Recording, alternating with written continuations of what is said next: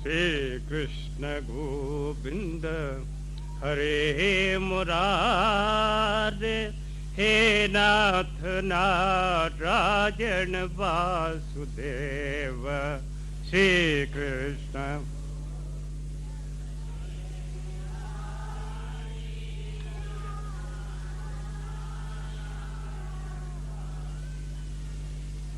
श्री कृष्ण गोविंद हरे मुरारे, हे नाथ नारायण वासुदेव। श्री कृष्ण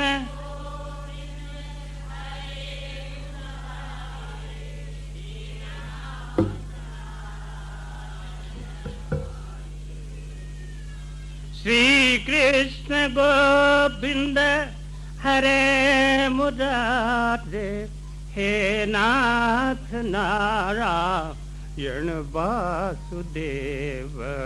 श्री कृष्ण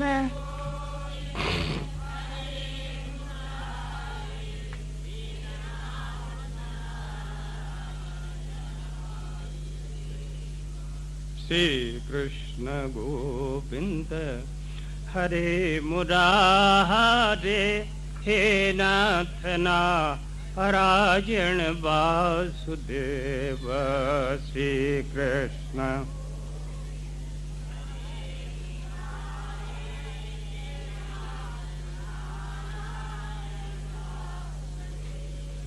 श्री कृष्ण गोविंद हरे मुरारे, हे नाथ नारायण वासुदेव। श्री कृष्ण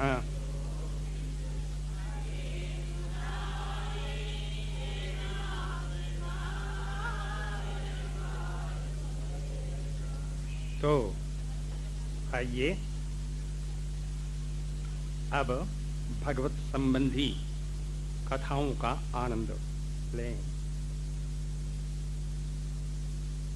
मनु जी के वंश का वर्णन हो रहा था। मनुस्तु शतरूपायाम तिस्र कन्यास्य जज्ञिरे। मनु जी के शतरूपा पत्नी में 3 कन्याएं उत्पन्न हुई थीं, 2 पुत्र 3 कन्याएं। आकुति, देवहूति, प्रसूति।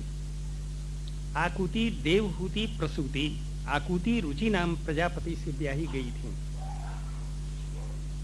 इस शर्त पर जो इससे बालक होगा उसको मैं गोद ले जाऊंगा। मनु जी ने इस शर्त पर रुचि नाम प्रजापति से अपने आकुति नाम बेटी को देने के लिए निश्चय किया था, पुत्रिका धर्म का आश्रय लेकर के। रुचि से ये आकुति जी का विवाह हो गया। समय पर आकुति के गर्भ से मिथुन उत्पन्न हुआ, अर्थात जुड़वा बच्चा उत्पन्न हुआ, एक बालक एक बालिका। ये बालक कौन है? ये भगवान श्रीहरि हैं। कौन भगवान? बोले यज्ञ भगवान की। यज्ञ भगवान है। और इनके साथ में कन्या कौन है? इनकी अनपायिनी शक्ति श्री लक्ष्मी जी, यही दक्षिणा बन करके आई है। यज्ञ का आधा भाग होता है दक्षिणा। अरे ये दक्षिणा बन करके आई हैं। ये यज्ञ भगवान, ये पुरुष साक्षात विष्णु यज्ञ स्वरूपद्रक। इस तरह से या स्त्री सा दक्षिणा, बल्कि ये दक्षिणा बालक को मनु जी पुत्रिका धर्म के अनुसार अपने घर लाए।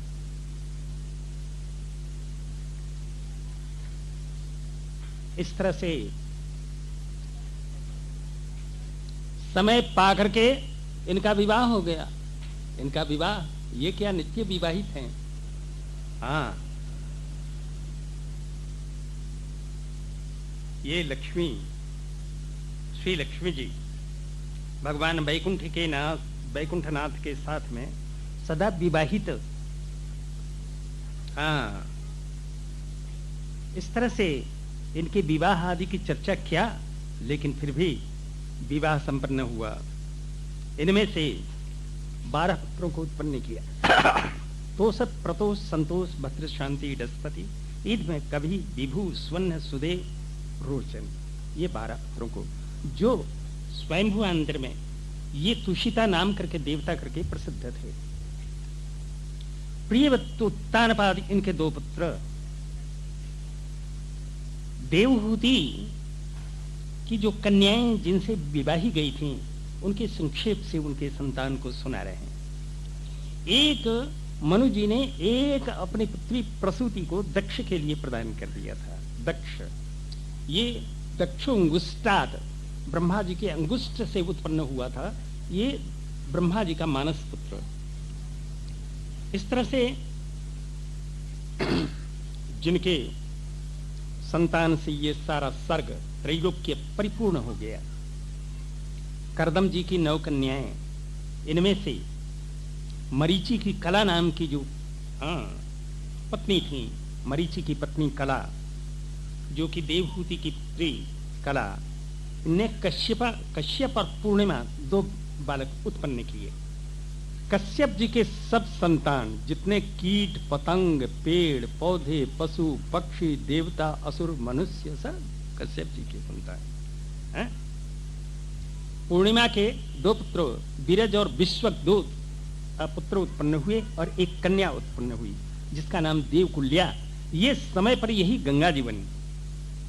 अनुसुईया जी का विचार था, अगर भगवान की तरह ही मेरा पुत्र हो तब तो ठीक है, नहीं सामान्य पुत्र मैं नहीं चाहता।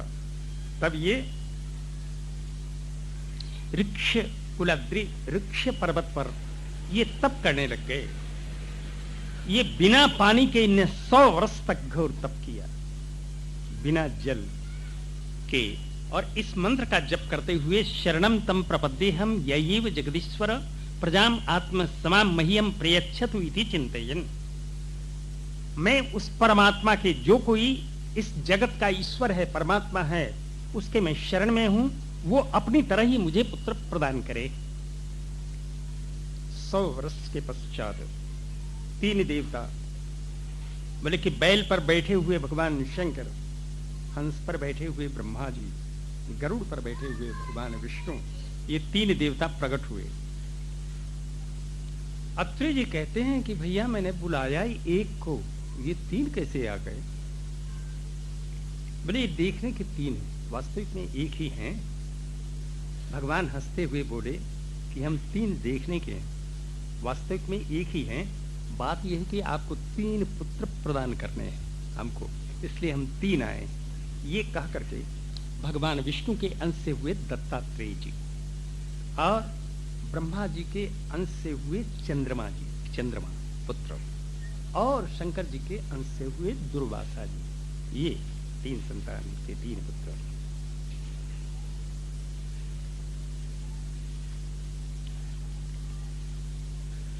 ये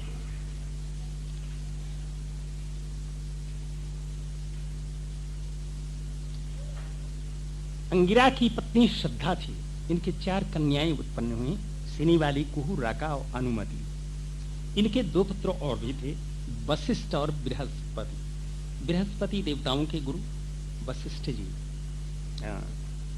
पुलस्त्य जी की पत्नी हविर्भुवी थी। इनमें दर्राग्नि और विश्रवा 2 पुत्र उत्पन्न हुए।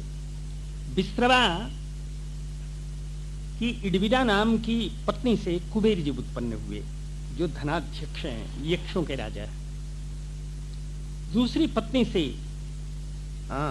कैकसी नाम की पत्नी थी, जिसमें रावण, कुंभकर्ण और तथा न्यास्याम विभीषण, इसका कई तरह से लोग अर्थ करते हैं कि किसी अन्य पत्नी, दूसरी पत्नी, तीसरी पत्नी एक और थी जिनमें से विभीषण उत्पन्न हुए, लेकिन ऐसी बात नहीं है। पुलह की गति नाम की पत्नी थी, उनमें से 3 पुत्र उत्पन्न हुए, कर्मश्रेष्ठ, वरियांश और सहिष्णु। क्रतु की क्रिया नाम की पत्नी से 60,000 बालखिल्य नाम के ऋषि हुए, अंगूठे के बराबर। ये बड़े ही तेजस्वी, सूर्य के आगे आगे, ये पीछे के भर पीठ करके, उनके सामने, सूर्य के सामने मुख करके पीछे के भर चलते रहते, उनकी स्तुति प्रार्थना करते हुए चलते हैं। वशिष्ठ जी की चित्रकेतु इत्यादि जो 7, ये ब्रह्मर्षि चित्रकेतु, सुरुचि, विरज, मित्र, उल्बन, वसुभृत, उद्यान, द्युमान और भी पुत्र इनके शक्ति इत्यादि और भी पुत्र थे। शक्ति के ही पुत्र हैं पराशर जी। अथर्वा की चित्ती नाम की पत्नी में दधीचि ऋषि उत्पन्न हुए। भृगु की ख्याति नाम की पत्नी में 2 पुत्र और 1 कन्या, धाता विधाता नाम के 2 पुत्र और श्री नाम की 1 कन्या। कहते हैं श्री लक्ष्मी जी ही इनकी पुत्री बनकर के आई थी। इनका मेरु नाम किसी से आयति नियति नाम की 2 कन्याएं थी। धाता विधाता का विवाह संपन्न हो गया। उनमें से एक से मृकंड उत्पन्न हुए, दूसरे से प्राण उत्पन्न हुए। मृकंड के हुए मार्कंडेय जी और प्राण के हुए वेदशिरा नाम के मुनि। इनके 1 पुत्र और भी थे जिनका नाम था कवि। उनके पुत्र हुए शुक्राचार्य जी जिनका नाम काव्य उशना। इस तरह से इनके संतान से सारा विश्व परिपूर्ण हो गया। ये कर्दम जी की कन्याओं की कथा, बोले कि कन्याओं की कथा सुनने से होगा क्या? बोले कि श्रृण्वता श्रद्धाधानस्य सद्य पाप हर पर। बोले कि औरों के नाम सुन करके किसी देवताओं का नाम सुनिए तो देर में पाप हरण होता है, पाप देर में नष्ट होते हैं। लेकिन ये कर्दम जी के पुत्रियों के संतान का वर्णन सुन करके सद्य पाप हरा, शीघ्र ही पाप नष्ट होते हैं, इसलिए सुनना चाहिए। प्रसूति जो मनु की पुत्री जो कि दक्ष जी से ब्याही गई थी, दक्ष ने 16 कन्याओं को उत्पन्न किया। उनमें से 13 दे दिया धर्म के लिए, 13 धर्म के लिए दे दिया, 1 अग्नि के लिए दे दिया, 1 पितृगणों को दे दिया और 1 शंकर जी को दे दिया। इस तरह से अब धर्म की पत्नियों के नाम अर्थात दक्ष की पुत्रियों के नाम जो धर्म से ब्याही गई थी उनका नाम सुनिए। श्रद्धा, मैत्री, दया, शांति, तुष्टि, पुष्टि, क्रिया, उन्नति, बुद्धि, मेधा, तितिक्षा, री और मूर्ति। इनके संतान को संक्षेप से सुनिए। श्रद्धा ने शुभ को उत्पन्न किया। जहां पर उत्तम श्रद्धा वहां मंगल ही मंगल, शुभ। मैत्री ने प्रसाद को उत्पन्न किया। सबसे आप सबका मित्र बन जाइए, सबको मित्र बना लीजिए तो प्रसादस्तु प्रसन्नता, प्रसन्न ही प्रसन्न आप रहेंगे। इस तरह से और दया देवी ने अभय को उत्पन्न किया। जिसके हृदय में दया, डर का कोई काम नहीं। शांति देवी ने सुख को उत्पन्न किया। जहां शांति वहां सुख। जय। तुष्टि ने मुद को उत्पन्न किया। तुष्टि मतलब संतोष, वहां मुद मने प्रसन्नता। जहां संतोष होता है वहां निश्चय करके प्रसन्नता रहती है। और पुष्टि देवी ने स्मय को उत्पन्न किया। पुष्टि का मतलब शरीर से पुष्ट हो, धन से पुष्ट हो, परिवार से पुष्ट हो। तो स्मय मतलब किंचित घमंड, थोड़ा अभिमान की मात्रा बढ़ जाती है। जय। और क्रिया देवी ने योग को उत्पन्न किया। योग में सब क्रियाएं, बोले कि नेति, धोती, बस्ती, गजकर्णी, न्योली इत्यादि, ये सब बंध, ये सब बंधादि, मुद्राएं इत्यादि सब क्रियाएं हैं। क्रिया, इससे योग उत्पन्न होता है। और उन्नति ने दर्प को उत्पन्न किया। उन्नति, कुर्सी से कुर्सी ऊपर बढ़ती चली जाए तो घमंड हो ही जाता है। और बुद्धि ने अर्थ को प्रसूत किया। बुद्धि से अर्थ माने पैसा। बुद्धि जहां पर होती है पैसा ही पैसा है। मजदूर लोग दिन भर खून पसीना एक करके परिश्रम करते हैं, मिलता है 30 अथवा 40 रुपए। और बड़े बड़े सेठ एक क्षण में करोड़ों अरबों रुपया इधर उधर करते हैं। ये बुद्धि का खेल है। मेधा ने स्मृति को उत्पन्न किया। जिसकी मेधा शक्ति बढ़िया, याद की शक्ति उतनी ही अच्छी। तितिक्षा ने क्षेम को उत्पन्न किया। सहन करने की शक्ति, सुख दुख मान अपमान सर्दी गर्मी सहन करने की शक्ति को तितिक्षा कहते हैं। ये तितिक्षा जिसमें है उसका मंगल अवश्य है, निश्चय उसका कल्याण। ह्री देवी ने प्रश्रय को उत्पन्न किया। ह्री मतलब लज्जा। लज्जा ने प्रश्रय, जहां पर लज्जा होगी वहां आश्रय चाहिए, आश्रय चाहिए। देवियों में, स्त्रियों में लज्जा अधिक, तो इनको आश्रय चाहिए, कोई सहारा चाहिए। ये इस तरह से अब मूर्ति देवी ने भगवान को प्रकट किया। मूर्ति मंदिर में मूर्ति, उसी में से भगवान निकलते हैं। हाँ, मंदिर में जो मूर्ति है उसे भगवान निकलते हैं। अथवा जो है ये धर्म की पत्नी मूर्ति, उनमें से भगवान प्रकट हुए। कौन भगवान? बोल नर नारायण भगवान की। नर नारायण भगवान प्रकट हुए मूर्ति से। हाँ, जिस समय ये प्रकट हुए सारे संतों का मन प्रसन्न, शीतल मंद सुगंध वायु बह रहा था, सब दिशाएं प्रसन्न, नदी नदों का जल पवित्रतम स्वच्छ, आकाश में तरह तरह के बाजे बजने लग गए। मूर्ति देवी के आश्रम पर, वहां पर फूलों की वर्षा देवताओं के द्वारा होने लग गई, तो मुनि लोग स्तुति करने लग गए, गंधर्व लोग गान करने लग गए, तो अप्सराएं नृत्य करने लग गईं। इस तरह से देवता लोग उपस्थान करने लग गए। ये दोनों ही देखते गंधमादन पर्वत अर्थात वहां बद्रिकाश्रम की तरफ चले गए। वो आज भी ये बद्रिकाश्रम में निवास करते हैं। हम आप देख नहीं सकते, इन नेत्रों से ये दिखते नहीं हैं। ये कभी कृष्ण और अर्जुन ये बनते हैं, कभी आकर के, कभी किसी समय आकर के बनते हैं। अब एक दक्ष ने एक अपनी कन्या को अग्नि के लिए दे दिया था। उसका नाम क्या? स्वाहा। स्वाहा नाम अपनी पुत्री को दक्ष ने अग्नि को दे दिया था। ये अग्निदेव ने इससे 3 पुत्रों को उत्पन्न किया, पावक, पावमान और शुचि। इन तीनों ने 45 पुत्रों को उत्पन्न किया। सब मिलकर के, पिताजी और बाबा मिलकर के हो गए 49 अग्नि। ये 49 अग्नि इष्टि के स्थान में, यज्ञ में इनका निरूपण होता है। इस तरह से इनकी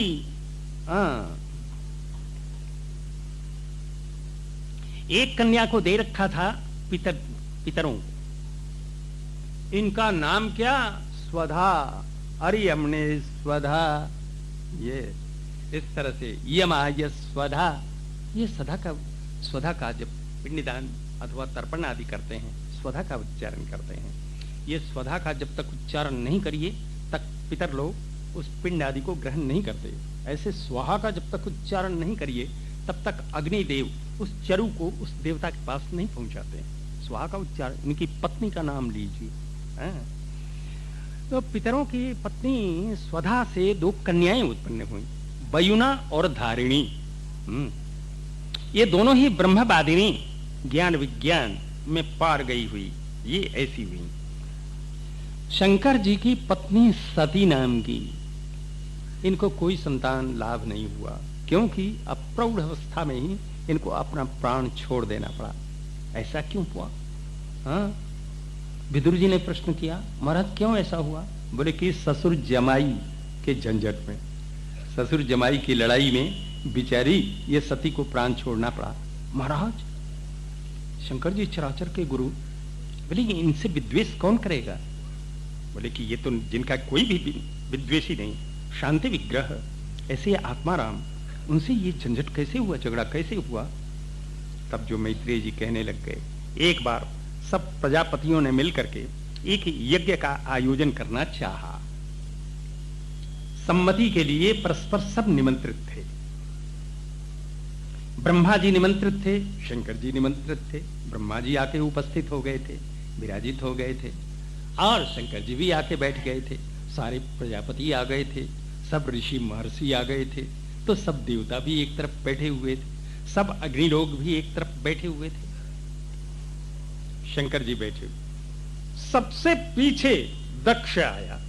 दक्ष को देखते ही सारे देवता खड़े हो गए, सब ऋषि महर्षि खड़े हो गए, सब अग्नि लोग खड़े हो गए, सब प्रजापति लोग खड़े हो गए, सब खड़े हो गए। 2 ही नहीं खड़े हुए, एक तो ब्रह्मा जी खड़े नहीं हुए, दूसरे शंकर जी भी खड़े नहीं हुए।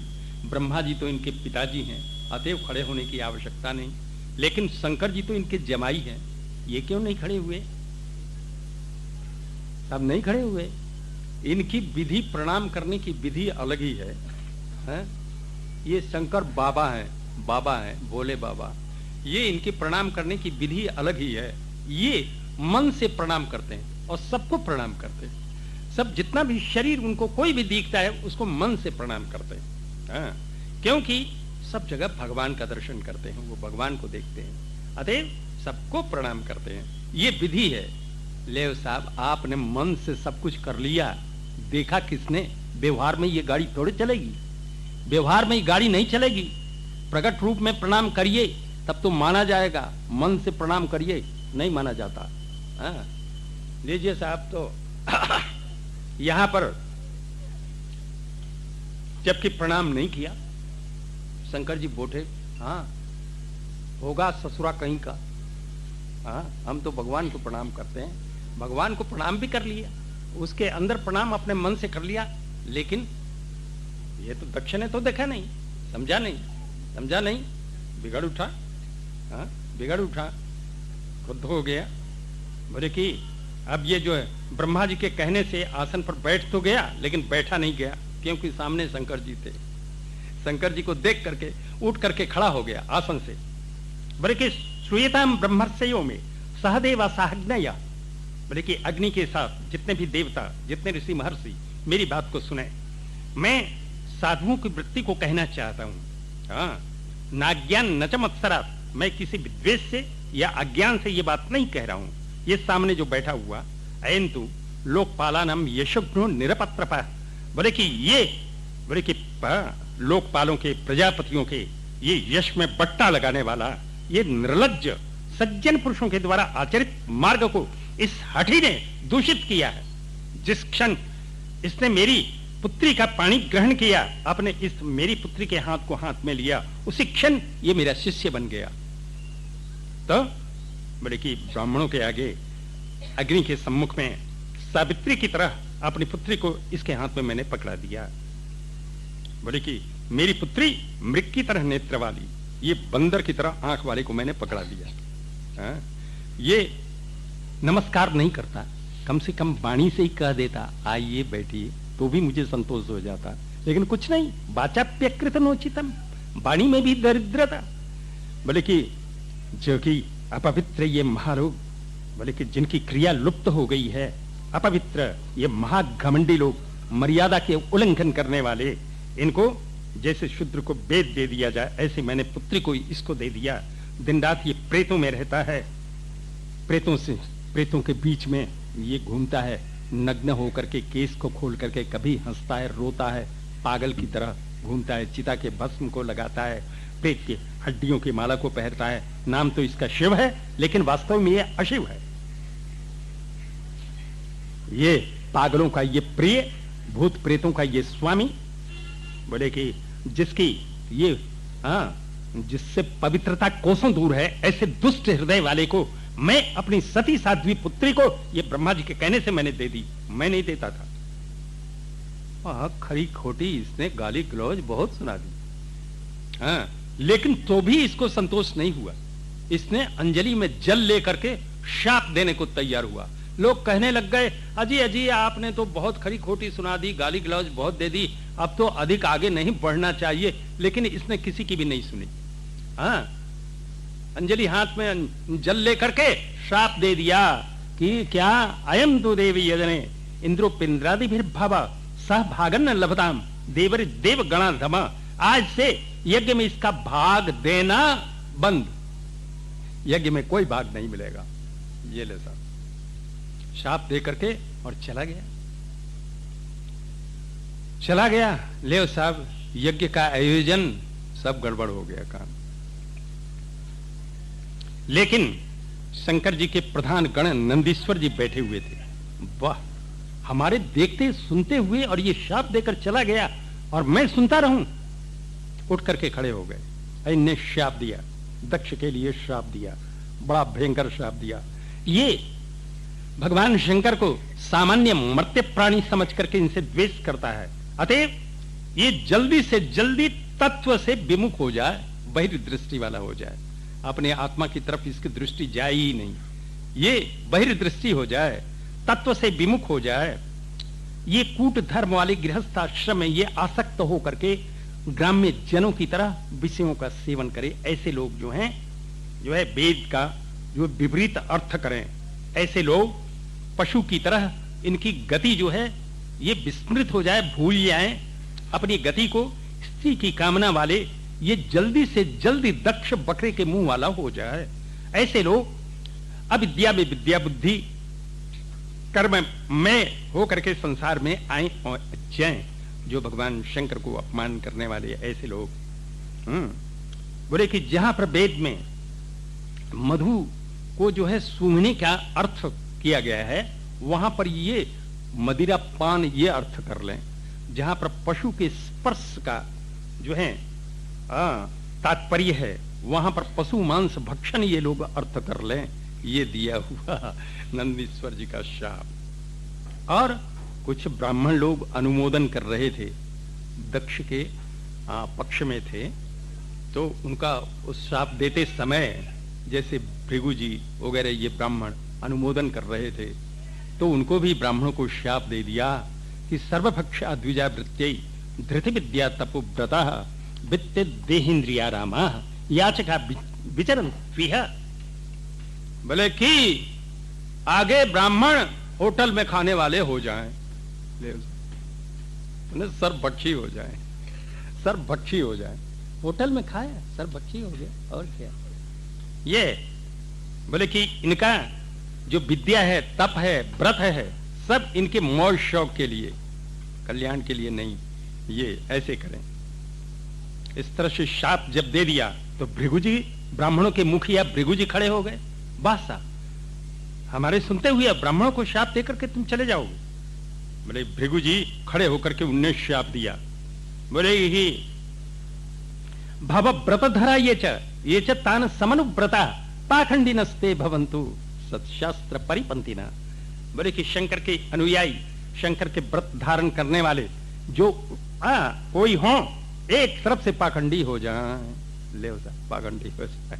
ये भृगु जी ने श्राप दिया। बोले कि सत्य शास्त्रों की निंदा करने वाले हो जाए, इनकी पवित्रता नष्ट हो जाए। मूर्ख बुद्धि वाले, ये जटा भस्म हड्डी इत्यादि के धारण करने वाले हो जाएं। वही लोग शिव दीक्षा में प्रवृत्त हों जहां पर सुरा, बोतल, आसवादी, ये तुम लोग ब्राह्मण और वेदों की निंदा कर रहे हो, जिनके द्वारा सारी मर्यादा, सनातन धर्म की मर्यादा टिकी हुई है, तुम वहीं चले जाओ जहां तुम्हारा पाखंडी शिव रहता है। ये शाप दे दिया भृगु जी ने। शंकर जी के अनुयायियों को शाप दे दिया। इस तरह से साहब यज्ञ वज्ञ तो हुआ नहीं, खंड वंड हो गया, सब लोग अपने अपने घर को गए। ले साहब ब्रह्मा जी भी चले गए, सब लोग चले गए। अब तो यज्ञ याग बंद हो गया। कौन यज्ञ करे, झंझट मोल ले जिसमें शंकर जी को भाग नहीं दिया जाए। शंकर जी से विद्वेष कौन करे, यज्ञ याग आदि सब बंद हो गए। तब तो अब दक्ष की निंदा होने लग गई। बोले कि देखो ये दक्ष के कारण और यज्ञ याग आदि सब बंद हो गए। दक्ष ने अब ठानी कि पहले यज्ञ मैं करूंगा और उसमें शंकर को भाग नहीं दूंगा। तो बृहस्पति सौ नाम का याग एक यज्ञ शुरू किया। कहां? हरिद्वार के पास कनखल में शुरू किया। वहां पर सभी देवता आमंत्रित थे, सब प्रजापति आमंत्रित थे, सभी अग्निदेव आमंत्रित थे, ब्रह्मा जी भी आमंत्रित थे, शंकर जी के सिवा सभी आमंत्रित थे। ब्रह्मा जी आमंत्रित तो जरूर थे लेकिन गए नहीं। उन्हें समझ लिया वहां जरूर झंझट होगा, अतएव गए ही नहीं। जबकि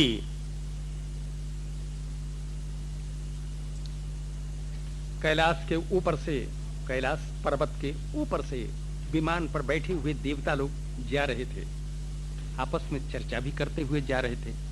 भाई दक्ष ने बहुत बड़ा आयोजन किया है, यज्ञ बहुत जो है उत्कृष्ट यज्ञ होगा, चलना चाहिए सब। अब कैलाश पर बैठी हुई जो देवी सती देवी ने इन देवताओं के शब्दों को सुना। हमारे पिता दक्ष यज्ञ कर रहे हैं, हमारे यहाँ निमंत्रण नहीं आया, हमारे यहाँ कोई सूचना हमारे पास नहीं आई, कोई बात नहीं। तो सती जी अपने पति देव भगवान शंकर के समीप में जाकर के कहने लगी,